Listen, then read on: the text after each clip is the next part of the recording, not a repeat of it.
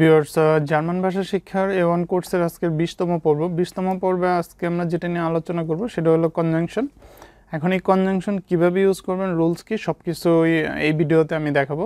তো শুরুতেই বলে নেই যে আজকের ভিডিওর পরে থেকে হয়তো আমি PDF ফাইলটা আপ করে দিব না। তার কারণ হলো যে আমি ভিডিওর অ্যাভারেজ ডিউরেশন থেকে ক্লিয়ারলি বুঝতে পারতেছি যে আপনারা স্কিপ করে করে দেখতেছেন অথবা দেখতেছেন না টোটালি।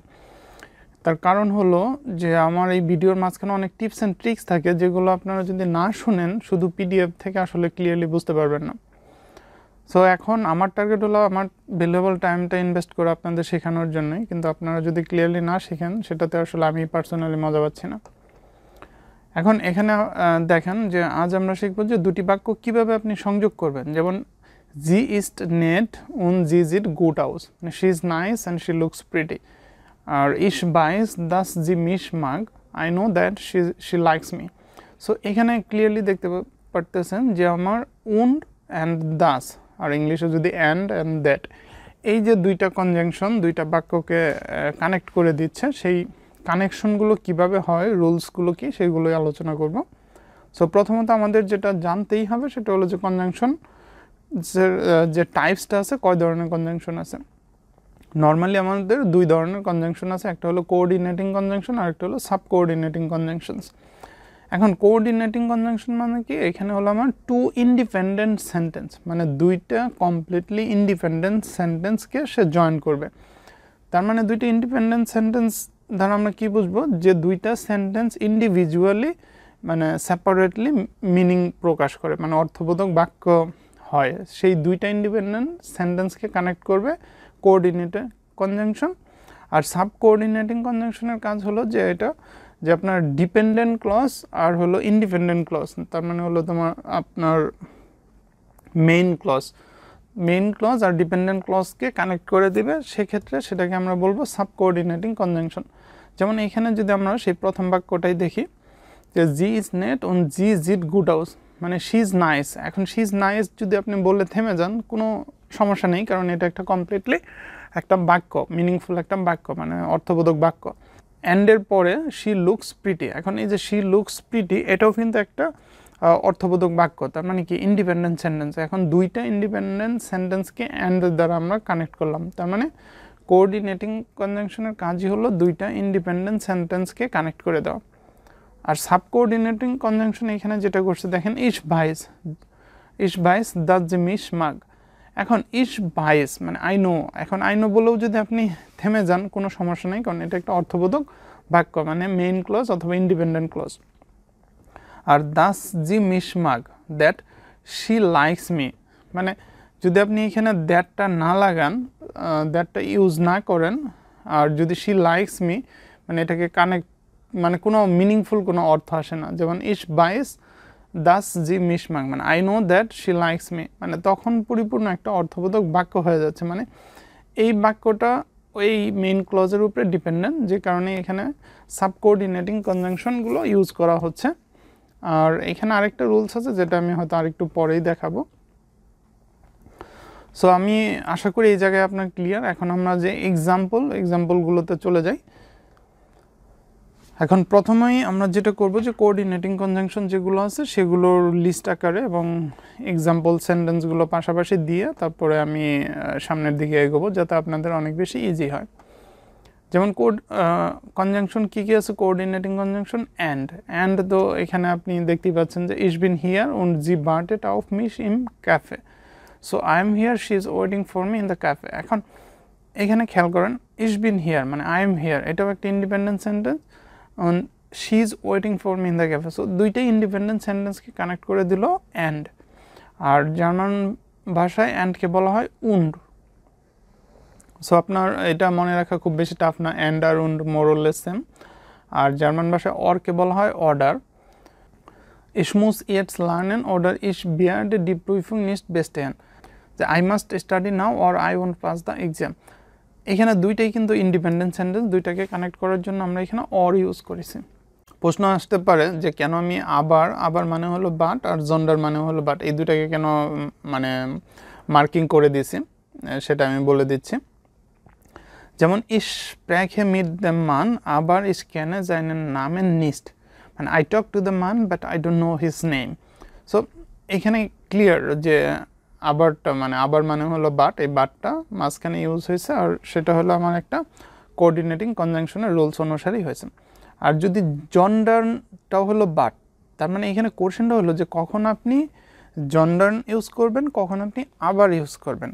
মানে দুইটারই সেম, ইংলিশে যেমন বাট মানে তো একটাই, এখানে ওই জার্মান ভাষায় হলো দুইটা ওয়ার্ড বাট ইউজ করার জন্য। যদি আমি এইখানে বলি es ist nicht kalt, sondern sehr warm, it's not too cold but too warm. So এই যে সিমিলারিটি, মানে যদি কোনো similar situation, similar category, similar idea নিয়ে মানে আপনি কথা বলেন, তখন আপনি ইউজ করবেন অনলি জন্ডার।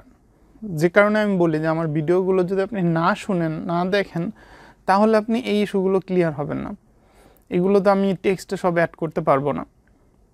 সো জন্ডার মানে হলো অ্যাসিস্টনিস্ট, তার মানে জন্ডার দিয়ে কি হলো যে যদি আপনার কম্পেয়ার করেন সেম টাইপসের ক্যাটাগরি, সেম টাইপসের ইস্যু নিয়ে কোনো আলোচনা হয়, সেক্ষেত্রে আপনার এই জন্ডারটা ইউজ করা হয়। যেমন অ্যাসিস্টনিস্ট কাল জন্ডার দেয়ার বার্ন। আর দেন মানে হলো বিকজ, যেমন ইস বিল নিস্ট লার্নেন দেন দাস বেটার ইজ সো শুন। সো এখানে ক্লিয়ারলি বুঝতে পারতেছেন যে দুইটাই আমার ইন্ডিপেন্ডেন্ট সেন্টেন্স। আর এইখানে আমি কেন মার্ক করেছি সেটা আমি একটু পরে বলবো, কারণ এখানে বললে আমি আপনাদের হয়তো বোঝাতে পারবো না ক্লিয়ারলি। এখানে আমি আবার ব্যাক করব কেন আমি এই জায়গাটা মার্ক করে দিয়েছি। এখন আমরা চলে যাচ্ছি sub coordinating conjunction. Sub coordinating কনজাংশনের রুলসটা কী ছিল, যে আমার একটা মেইন ক্লজ আর একটা হলো ডিপেন্ডেন্ট ক্লজ। এখন মেইন ক্লজ যেমন এখানে দেখেন এয়ার জাগতে দাস ডু জেয়ার ফ্লাইস ইস বিস্ট। এখন he said that you are very diligent. এখন এখানে দেখেন এই দাসের পরে যেটা, সেটা কোনো অর্থ প্রকাশ করে না যদি আপনার এই এয়ার জাগতে মানে হি সেইড দ্যাট এই অংশটুকু না নেন আর দাসটা ইউজ না করেন। সো দাস মানে হলো দ্যাট, আর রুলস তো আপনারা দেখতেই পাচ্ছেন। এখন এইখানে আমি মার্ক করে দিয়েছি, কেন মার্ক করে দিয়েছি এখন সেটা একটু এক্সপ্লেন করি। যখনই আপনি সাব কোঅর্ডিনেটিং কনজাংশনগুলো ইউজ করবেন, তখন এখানকার রুলসটা হলো যে সেকেন্ড সেন্টেন্সে মানে ডিপেন্ডেন্ট ক্লজ যেটা, সেই ক্লজের ভিতরে যে, অথবা আপনি সেকেন্ড সেন্টেন্স বলেন, সেকেন্ড সেন্টেন্সের যে ভার্বটা থাকবে সেটা অলওয়েজ এন্ডে চলে যাবে, অলওয়েজ লাস্টে চলে যাবে। এটা কিন্তু একদম মাথায় রাখতে হবে, এটা নিয়ে মাস্ট কোশ্চেন থাকবে, মানে জার্মান ভাষায় এটা নিয়ে কোশ্চেন থাকবেই 100%। সো এইটার রুলসটাই হলো যে আপনি যদি এই কনজাংশনগুলো ইউজ করেন, ইউজ করলেই আপনার সেকেন্ড সেন্টেন্সে মানে কনজাংশন যেখানে ইউজ করবেন তারপরে যে সেন্টেন্সটা লিখবেন সেইটার যে মেইন ভার্ব, একদম মেইন ভার্ব, সেই ভার্বটা চলে যাবে একদম বাক্যের শেষে, আর মিডলে হবে কমা। সো এখানে ভার্ব সবগুলোরই শেষে চলে গেছে, যে কারণে আমি সবগুলো মার্ক করে দিয়েছি আপনার ক্লিয়ারলি বোঝার জন্য। যেমন বাইল, বাইল মানে হলো কি আপনার বিকজ, তার মানে ich muss jetzt schlafen weil ich morgen früh aufstehen। এই aufstehen হলো ভার্ব। নর্মালি আমরা বলতাম কি যে ich aufstehe, মানে এই aufstehe চলে আসছে লাস্টে, যে I have to sleep now because I will get up early tomorrow। So এই যে ভাইল মানে হলো বিকজ, আর ভাইলটা ইউজ করলেই এখানে একটা কমা হবে আর ভার্বটা চলে যাবে বাক্যের শেষে। তারপর অব মানে হলো ওয়েদার অথবা if. Ich weiß nicht, ob sie heute zur Universität kommt। তার মানে দেখেন জি কমট, তার মানে মেইন ভার্বটা চলে আসছে একদম বাক্যের শেষে। জাইট মানে সিন্স, তার মানে এয়ার ইস্ট ইমার গেস্ট্রেস্ট জাইট এয়ার মিট ইয়ার সুজামেন ইস্ট। তার মানে এখানে দেখেন এখানেও ইস্টটা কিন্তু লাস্টে চলে আসছে। তার মানে বারেন্ট মানে হোয়াইল, পিয়ার শাউটেন ফার্ন বারেন ডি কিন্ডার ড্রাউসেন স্পিলটেন। তার মানে we have been watching TV while the kids have played outside.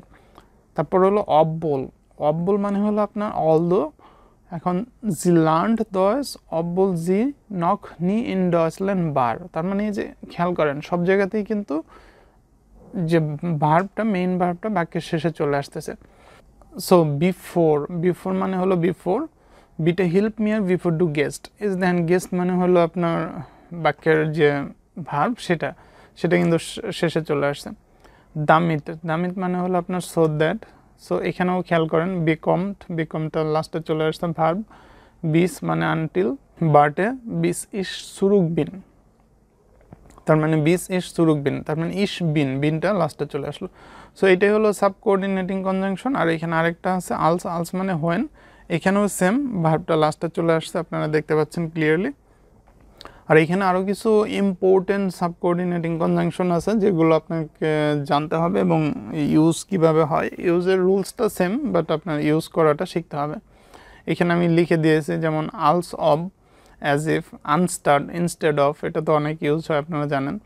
আর দা মানে হলো বিকজ, যেমন আমরা শুরুতে দেখেছিলাম যে ভাইল মানে হলো বিকজ, যেমন আমরা এখানে দেখেছিলাম ভাইল মানে বিকজ, বাট জার্মান ভাষায় দা মানেও হলো বিকজ, আবার দা মানে হলো দেয়ার। জার্মান ভাষায় কিন্তু দার অনেকগুলো ইউজ আছে। সো এই যে কথাগুলো আমি বলে দিচ্ছি এগুলো কিন্তু লেখা পসিবল না। এখন এখানে চলে আসি, এখানে দেন মানেও ছিল বিকজ।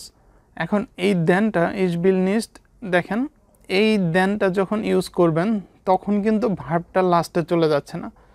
যেমন কোঅর্ডিনেটিং সাব কোঅর্ডিনেটিং কনজাংশনের ক্ষেত্রে যতগুলো আমরা ইউজ করছি অলওয়েজ ভার্বটা শেষে চলে গেছে, কিন্তু যখন আমরা এই দেনটা ইউজ করব, মানে দেন মানে বিকজ, যদিও আমরা বিকজের ক্ষেত্রে নর্মালি ওইটাই ইউজ বেশি হয়, মানে বাইলটাই বেশি ইউজ হয়, আর তারপরেও এটারও ইউজ আছে। যেমন ইস বিল নিস্ট লার্নেন দেন দাস বেটার ইজ সো শুন।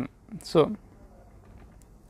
এখানে দেখেন যে এই দেনের ক্ষেত্রে ভার্বটা কিন্তু লাস্টে চলে যায় না, ভার্বটা ভার্বের জায়গায় আছে দাস বেটার, তারপর ভার্ব, মানে সেকেন্ড পজিশনে ভার্বটা আছে। জার্মান গ্রামারের যে রুলস যে ভার্ব অলওয়েজ সেকেন্ড পজিশনে বসবে। সো আশা করি আপনারা ক্লিয়ারলি বুঝতে পেরেছেন। আর এইখানে যা আছে যেমন নাক দেম মানে আফটার, ভান মানে হোয়েন, ব্যান মানে হোয়েন বা ইফ, টটস মানে ডেসপাইট, এটাকে সাধারণত জার্মান ভাষায় বলে টটস দেম, জো লাঙ্গে অ্যাজ লং অ্যাজ, জো বাল্ট অ্যাজ সুন অ্যাজ, আবার অ্যাজ সুন অ্যাজ আরেকটা আছে জো বাল্ট বি মোগলিশ। সো এখানে জো শানেল বি মোগলিশ, অনেকগুলোই আছে। আর জাইড দেম মানে হলো সিন্স। সো এই ভিডিওটা কিন্তু অনেক বেশি ইম্পর্টেন্ট, যারা জার্মান ভাষায় ভালো করতে চান তাদের এটা জানতেই হবে। যদিও এটা A1 A2 দুইটার মধ্যেই পড়ে, সাধারণত এটা থেকে অনেক কোশ্চেন A2-তে চলে আসে, আবার A1-এও আসতে পারে। সো আশা করি ভিডিওটা আপনাদের কাজে লাগবে, ভালো লাগবে, আর যদি ভালো লাগে তাহলে অবশ্যই শেয়ার করতে ভুলবেন না। সো এই ভিডিওটা এতটুকুই ছিল, ধন্যবাদ সবাইকে।